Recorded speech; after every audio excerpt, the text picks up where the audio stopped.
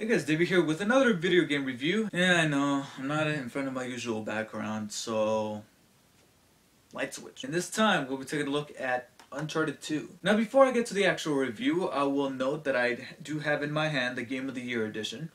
And I think I should comment on it, because that's my first ever gripe about this game.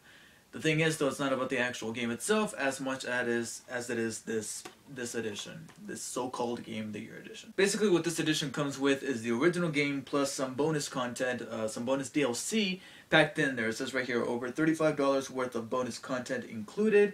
The content includes a new co-op mode, new multiplayer maps, new character skins for multiplayer, some animated comics, new weapons, that sort of thing, like golden guns, some neat stuff. The problem, however, is that it comes with a voucher. Let me take it out here. You got the instruction manual with which a lot of people don't really read anymore, if you really think about it.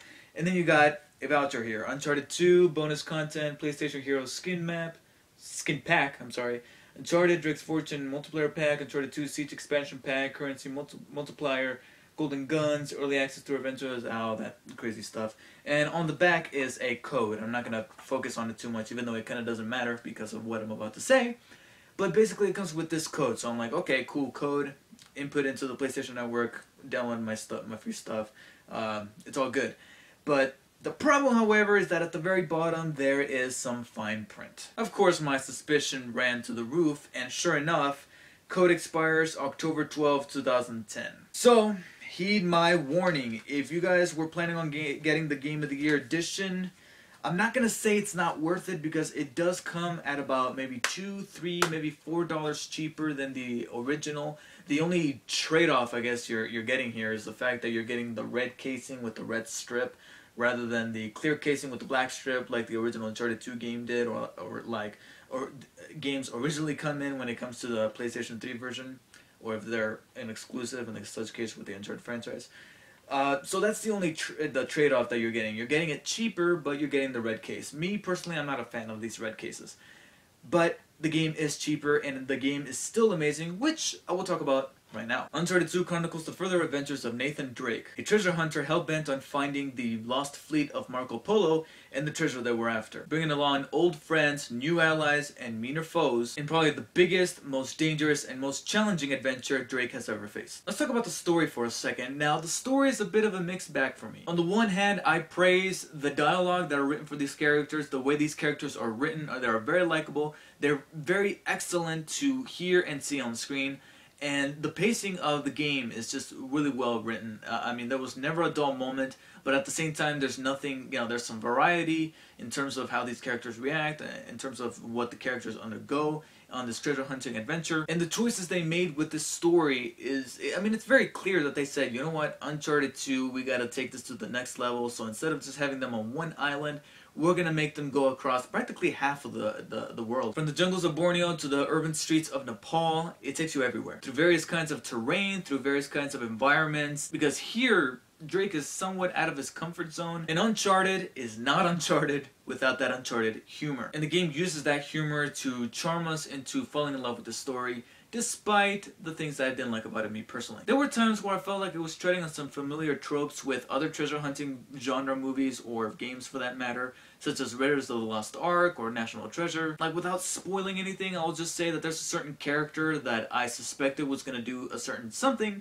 and sure enough, that person did it. Now, it might just be me because I just watch too many movies or play too many video games, but it is my opinion. But most of the new characters that they introduced are awesome. Chloe Frazer plays a, ex-flame of Drake's that happens to, jump into the picture around the same time that another flame returns in the form of Lena. Flynn is an old partner of Drake's, and I will say another negative I have about the story is that the villain gets the shorter end of the stick when it comes to character development. Lazarevich, a bit of a meathead. I mean, at least the villain from Uncharted 1 had somewhat a little bit more of charisma. This guy's just going around shooting people, and we have absolutely no clue as to why he's trying to find this treasure apart from just being a bad guy. But just a minor nitpick apart from seeing characters that I really like play a huge role in this game. With that, I will segue into how this game looks.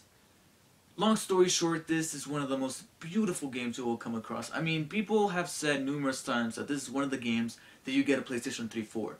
They are not lying. This game is absolutely gorgeous. There were numerous times throughout the game where I was just that I literally just I didn't pause the game, but I just stopped what I was doing, particularly during a puzzle solving scene or a platforming level where I didn't really have to do any sort of gunplay or fast action movement, in which I was able to just take a moment, not pause the game, but just take a moment to just stop and admire the scenery, because this game is absolutely breathtaking when it comes to its visuals and graphics at that. I mean, I don't know exactly what kind of engine they're using.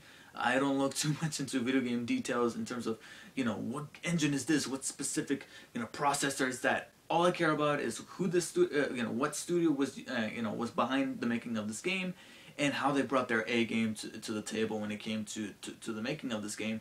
And it's clear that Naughty Dog had a clear objective to how this game was going to look. And just this game is, again, breathtaking. There's numerous moments where just a lot of things are going on from the background, and there's absolutely no lag when it comes to some of the frame rate. There's no popping in, when it comes to either textures or, characters or models clipping into one another.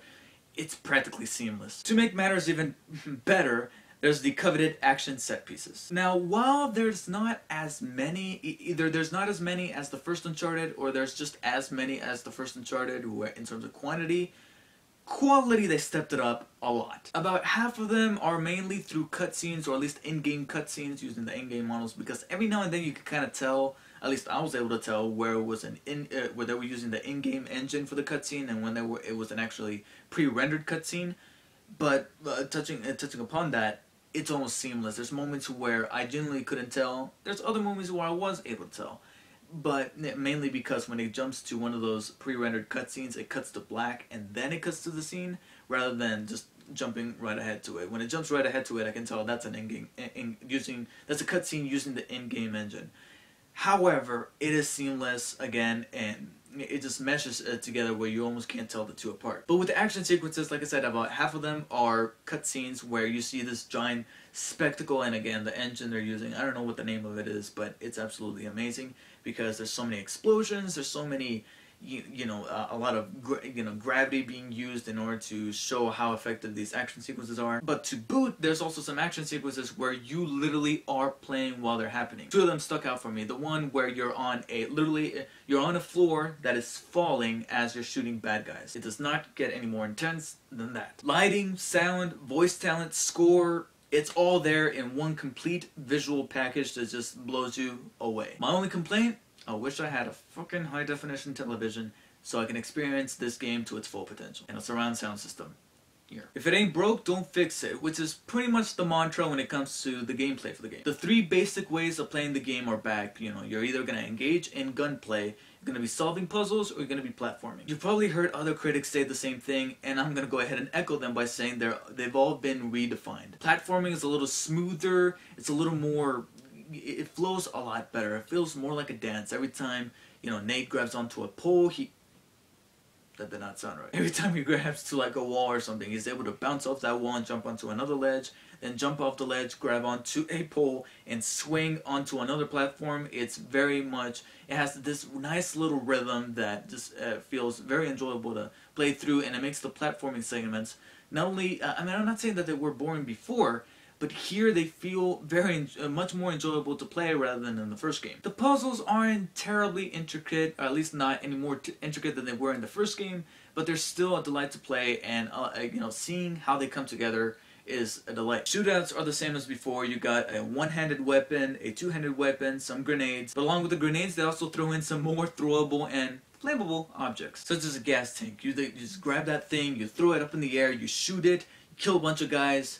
Nothing feels more gratifying than that. Now, another minor complaint, this time about the gunplay. I did feel like, the cover system is back like in the first game, and much like in the first game, there are times where I felt like it would stick a little bit. I would try to get cover in, behind a certain box, but instead he would cover behind this little pillar where he was clearly exposed to other enemies, and I kept trying to unstick him from that pillar and put him behind that box, but every now and then it would get a little wonky. But no game is perfect. And while we're on that note, there are some stealth moves added to the mix. And what's kind of cool to get a little rhythm going by mixing melee attacks with shooting with these new stealth moves, there are times where it's a little frustrating to pull them off. Mainly during a particular mission towards the beginning where you have absolutely no choice but to be stealthy. And Nathan Drake, Batman, you are not. Which leaves us with the last large piece of the puzzle, the multiplayer. While not as big of a deal as the Call of Duty multiplayers or the Halo multiplayers or any sort of multiplayer for any first person or third person shooter, Uncharted 2's multiplayer is definitely a lot of fun. I've played it for a good amount of hours, and I will say that each and every single time I didn't really feel any sudden urge to put the controller down. I actually felt like wanting to level up my character or level up my profile, getting more money, and buying some boosters so I can improve myself upon the multiplayer experience. Now, you already know the drill when it comes to these multiplayers. You know, you got your basic modes where you got deathmatch, capture the flag, or in this case, capture the treasure.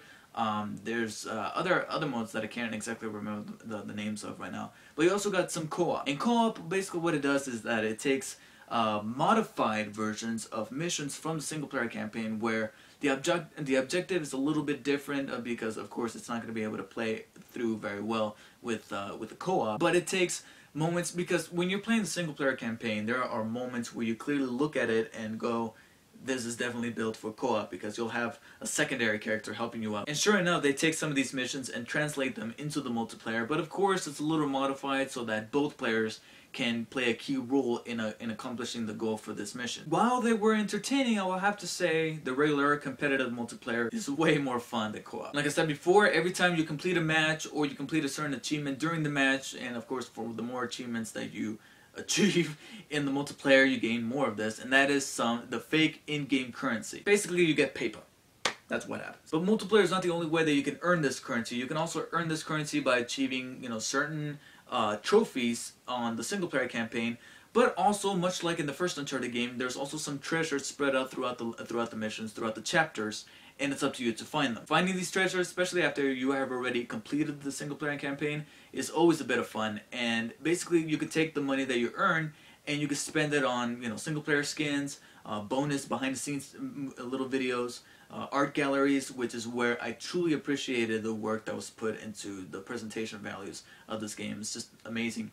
And just a little side note there. And other, little tweaks like fast motion, slow motion, make the game black and white, next gen filter, which right now I have no idea what it is, because all it does is it kind of blurs some things. I have no idea. Somebody explain that to me. I don't get it. Which leads me to what is hopefully going to be my last complaint, and that is the fact that because of the multiplayer, they had to make these little bonuses that you can buy with this in-game currency off the disc and via the PlayStation Network. Because when I was trying, there were certain moments where I would try to buy something with that currency off of the little store that you go to at the main menu, and there will be moments where it would say that the purchase, the quote-unquote transaction, was not completed due to some error, which I find funny if these bonuses were actually on the disc, much like in Uncharted 1. So of course I put two and two together, and it turns out that these bonuses are off disc and via the PlayStation Network. My complaint is that if there is some sort of error, you will have to pay for whatever bonus you're trying to buy twice. One time, I spent $10,000 on a $5,000 art gallery. Why? Because the first time there was an error, I couldn't get it. Really do not appreciate that, Naughty Dog. So I guess it's a bit of a trade-off for having a decently entertaining multiplayer. So just a warning, be sure you have a very reliable internet connection when not only playing the multiplayer, but also buying stuff from the store, because apparently now this stuff is via the internet. And unless you have a heap load of money that you don't really care on spending, make sure your internet connection is reliable. A well-written, well-paced, engrossing, magnificent, and definitely replayable single-player campaign, a multiplayer mode that is immensely fun enough to pour some hours into, and production values that are through the roof. This is definitely the reason why you should buy a PlayStation 3. Please do so before the PlayStation 4 comes out, because, hey, no backwards compatibility, even though they might, re-release it via the PlayStation Network for the PS4, but that's besides the point. Get this game now. I give it a 9.4 out of 10, which is an A. Thank you guys for watching, and I will see you later.